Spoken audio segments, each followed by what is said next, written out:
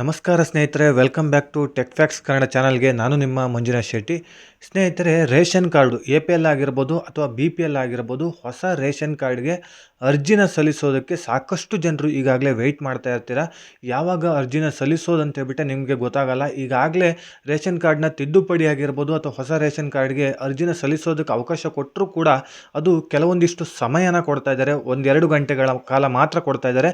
ಒಂದು ದಿನ ಪೂರ್ತಿ ಅಥವಾ ಒಂದು ವಾರ ಪೂರ್ತಿ ನಿಮಗೆ ರೇಷನ್ ಕಾರ್ಡ್ನ ತಿದ್ದುಪಡಿಗೆ ಅಥವಾ ಹೊಸ ರೇಷನ್ ಕಾರ್ಡ್ಗೆ ಅರ್ಜಿನ ಸಲ್ಲಿಸೋದಕ್ಕೆ ಸರ್ಕಾರದ ಕಡೆಯಿಂದ ಯಾವುದೇ ರೀತಿಯಾದಂಥ ಅವಕಾಶ ಕೊಡ್ತಾ ಇಲ್ಲ.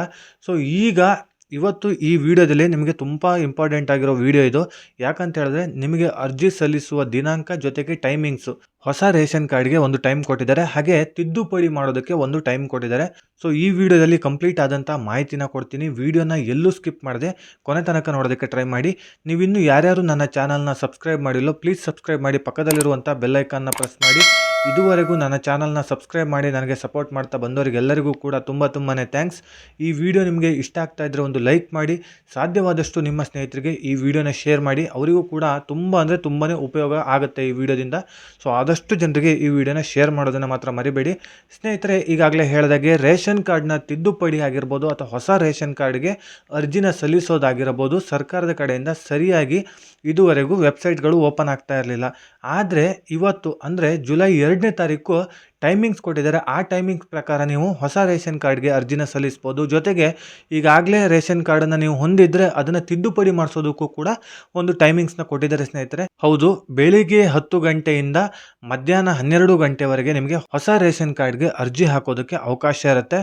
ಸೊ APL ಆಗಿರ್ಬೋದು BPL ಆಗಿರ್ಬೋದು, ಎರಡೂ ರೇಷನ್ ಕಾರ್ಡ್ಗೂ ಕೂಡ ಅರ್ಜಿ ಹಾಕೋದಕ್ಕೆ ನಿಮಗೆ ಅವಕಾಶ ಇರುತ್ತೆ ಸ್ನೇಹಿತರೆ. ಬೆಳಿಗ್ಗೆ 10 ಗಂಟೆಯಿಂದ ಮಧ್ಯಾಹ್ನ 12 ಗಂಟೆ ತನಕ, ಮಧ್ಯಾಹ್ನ 2 ಗಂಟೆಯಿಂದ ಸಂಜೆ 4 ಗಂಟೆ ತನಕ ನಿಮಗೆ ರೇಷನ್ ಕಾರ್ಡ್ನ ತಿದ್ದುಪಡಿ ಮಾಡಿಸೋದಕ್ಕೆ ಅವಕಾಶ ಇರುತ್ತೆ. 2 ಗಂಟೆಯಿಂದ 4 ಗಂಟೆ ತನಕ ರೇಷನ್ ಕಾರ್ಡ್ನ ತಿದ್ದುಪಡಿ ಮಾಡಿಸೋದಕ್ಕೆ ಅವಕಾಶ ಇರುತ್ತೆ.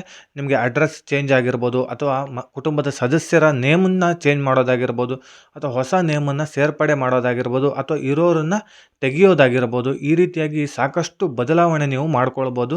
ಇದು 2 ಗಂಟೆಯಿಂದ 4 ಗಂಟೆ ತನಕ ಇರುತ್ತೆ. ಇವತ್ತು ಜುಲೈ 2ನೇ ತಾರೀಕೆ ಹೋಗಿ ನೀವು ಅದನ್ನು ತಿದ್ದುಪಡಿ ಮಾಡಿಸ್ಕೊಂಡು ಬರ್ಬೋದು. ಎಲ್ಲಿ ಅಂತ ಹೇಳಿದ್ರೆ ನಿಮ್ಮ ಹತ್ತಿರದ ಗ್ರಾಮವನ್ನಾಗಿರ್ಬೋದು ಅಥವಾ ಬೆಂಗಳೂರನ್ನಾಗಿರ್ಬೋದು, ಕರ್ನಾಟಕವನ್ನಾಗಿರ್ಬೋದು, ಈ ರೀತಿ ಹೋಗಿ ನೀವು ಅಲ್ಲಿ ವಿಚಾರಿಸಿದ್ರೆ ಅವರೇ ಹೇಳ್ತಾರೆ. ನಿಮಗೆ ಆದಷ್ಟು ಬೇಗ ಹೋಗಿ ನೀವು ಅದನ್ನ ಸರಿ ಮಾಡ್ಕೊಂಡು ಬನ್ನಿ. ಯಾಕಂತ ಹೇಳಿದ್ರೆ ಜನ ಜಾಸ್ತಿ ಆಗೋ ಚಾನ್ಸಸ್ ಇರುತ್ತೆ. ಜಾಸ್ತಿ ಆಗೋದ್ರಿಂದ ಸರ್ವರ್ ಕೂಡ ವರ್ಕ್ ಆಗೋದಿಲ್ಲ.